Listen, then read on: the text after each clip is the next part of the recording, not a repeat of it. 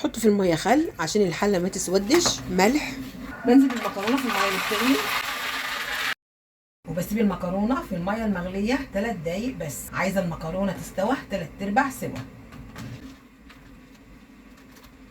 كده. خلاص بطفي عليها النار وبغطي عليها.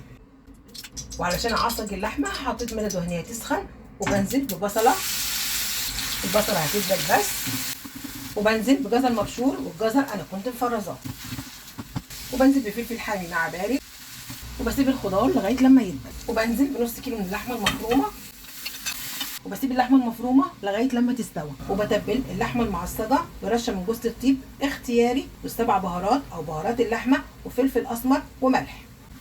واخر حاجه بحطها على اللحمه المعصجه طماطم متقطعه مكعبات.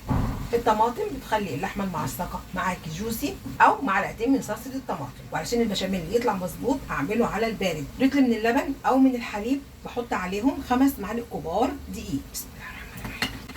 وبيضه، البيضه بتدي لون للبشاميل وكمان بتزود القيمه الغذائيه لصينيه المكرونه. ملح، والملح حسب الرغبه، رشه من الفلفل الاسمر، وما كتريش الفلفل الاسمر عشان البشاميل ما يطلعش معاكي غامق، فلو عندك فلفل ابيض افضل من الفلفل الاسمر. وبحط كمان بايه من ميه سلق المكرونه بتدي للبشاميل قوام كريمي.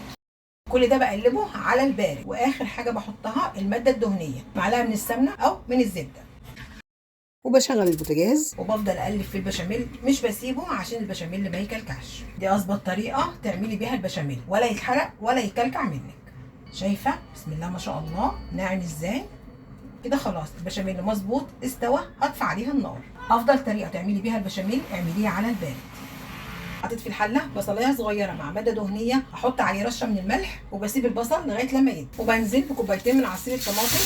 بحب اعمل المكرونه بالبشاميل بالصلصه، ملح وفلفل اسمر، وبسيبها تتسبك. وبنزل بالمكرونه، والمكرونه ما غسلتهاش عشان قطعه المكرونه لما تيجي تقطعيها تطلع معاكي قطعه واحده.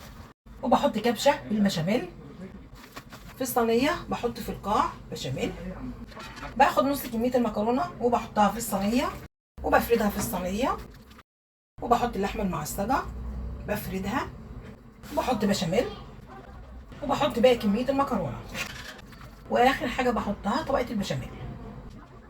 واخر حاجه بحطها على المكرونه بالبشاميل جبنه موتزاريلا اختياري، بس بتدي لون حلو جدا للبشاميل. وبدخلها فرن ساخن على اعلى درجه حراره. بسم الله ما شاء الله. شوفي بسم الله ما شاء الله قطعه المكرونه ماسكه نفسها ازاي، مش مهريه القطعه بقطعتها. بسم الله ما شاء الله، بألف هنا.